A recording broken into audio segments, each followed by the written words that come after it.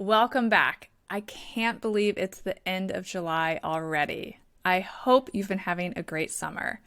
Today, I'm sharing a shorty episode where I want to answer a question I often get asked. In fact, I had a mom in my Sleep Type membership group ask me about it just yesterday. What is the ideal age to introduce a pillow and a blanket to your toddler? Let's dive in. Hi, I'm Allison Egidi, a pediatric sleep and wellness coach and a mom of two. I love to help parents find solutions. This is How Long Till Bedtime.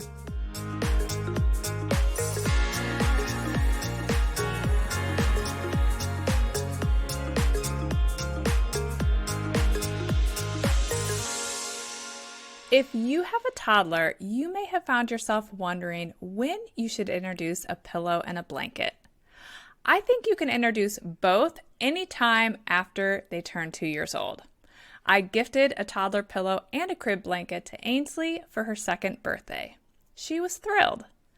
I think it's great to introduce a small pillow and a blanket while your child is still in the crib because it can start to get them used to what it's going to feel like when they sleep in a regular bed. But I want to share 3 tips around this exciting introduction. First, don't force it. If your toddler ends up saying they don't want to use the pillow and or the blanket, no problem. You can leave them at the bottom of their crib and tell them that they're welcome to grab them and use them if they want to. If they don't even want them in their crib, also no problem. Just leave them at a spot in the room where they can see them and tell them that they can let you know when they want to try using either the pillow or the blanket or both. If they ignore them for weeks on end, don't stress. It is not required that they sleep with a blanket or pillow, but you could from time to time, I wouldn't do it every night, ask, hey, do you want to have your pillow or your blanket in your crib tonight? And see if they take you up on the offer. But if they are really resistant, I don't want you to stress at all. At some point, they will have interest in using it, but we don't need to push this issue. Some kids are really comfortable sleeping without a pillow, and that is absolutely fine. All right, my second tip. If your child throws the new pillow and or blanket out of the crib, do not put it back until the next sleep period. So either the next nap or that next bedtime. The very first time they throw the pillow or the blanket out and they ask you to return it, you can return it that one time. But then I want you to say, if you choose to throw it out again, that's okay, but you won't be getting it back until your light turns green. And then once they've already thrown it out once, going forward, each time you put them in the crib, I want you to remind them that if they choose to throw the pillow or the blanket out, you won't be coming back in to put it back in their crib until the light is green. I'm referring to a green light because I also like all kids over the age of 2 to use a toddler clock. They are very, very powerful tools. If you want to hear my tips on toddler clocks, check out episode 46, The Key to Success with a Toddler Clock. All right, last but not least, my third tip. Don't stop using the sleep sack just because you've introduced a blanket. Remember that a sleep sack helps keep our kids in the crib longer. I literally just got off a consultation call where a 2.5-year-old convinced their parents that they no longer wanted the sleep sack, and now they're having some sleep struggles and major concern that she's going to climb out of the crib. Sleep sacks are our friend. So your child can continue to use their sleep sack and you can offer a lightweight blanket. So both are totally okay. For more info on sleep sacks, check out episode 76.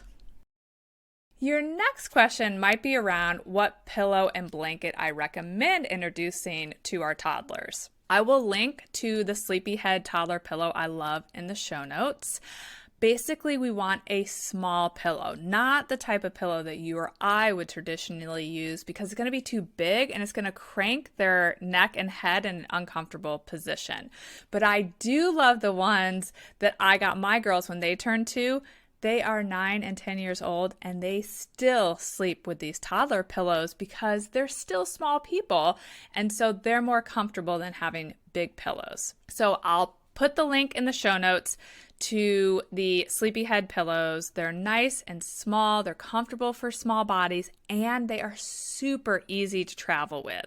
So we take them anytime we travel with the kids. In fact, my girls even took them to summer camp this summer. So great little pillows that don't take up a lot of space. As for blankets, it can be any lightweight blanket, but when we're putting it in the crib, we don't want it to be too bulky. So we want it to be the size that it fits comfortably in the crib. So not too heavy, because ideally we have our kids in our sleep sack, and not too big.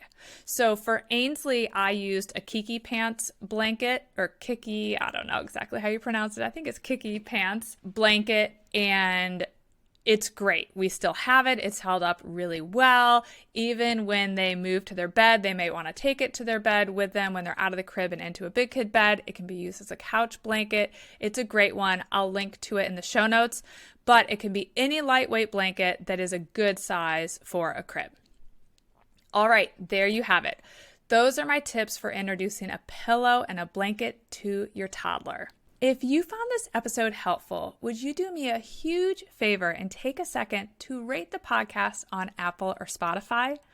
Ratings help us reach more parents, and your support means the world. All right, come back again next week. Bye for now.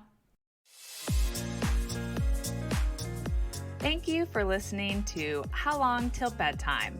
To learn how we can work together to improve your child's sleep, please visit sleepandwellnesscoach.com.